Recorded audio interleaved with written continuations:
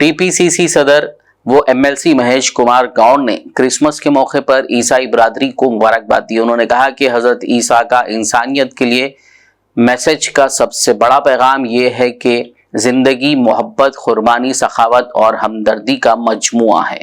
తెలంగాణ క్రైస్తవ సోదరులందరూ కూడా క్రిస్మస్ శుభాకాంక్షలు।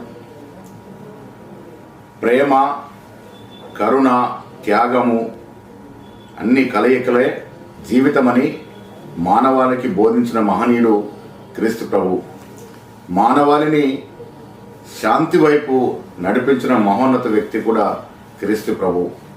ఈనాడు సమాజంలో జరుగుతున్నటువంటి చెడునంతా విభేదించి మనమందరం కూడా శాంతి వైపు, క్రీస్తు ప్రభు చూపించిన మార్గం వైపు నడవాలని, తద్వారా ప్రపంచ శాంతిని మనం నెలకొల్పే విధంగా ప్రయత్నం చేయాలని మీ అందరికీ విన్నవిస్తూ, తెలంగాణ రాష్ట్రంలో కాంగ్రెస్ ప్రభుత్వం ఏర్పడిన తర్వాత ముఖ్యమంత్రి శ్రీ రేవంత్ రెడ్డి గారు, ఉప ముఖ్యమంత్రి బట్టి విక్రమార్క గారు, మంత్రివర్గ సభ్యులు, ఎమ్మెల్సీలు, ఎమ్మెల్యేలు, ఎంపీలు అందరూ కూడా క్రైస్తవుల యొక్క అభ్యున్నతి కోసం పాటుపడుతూ ఉన్నారు।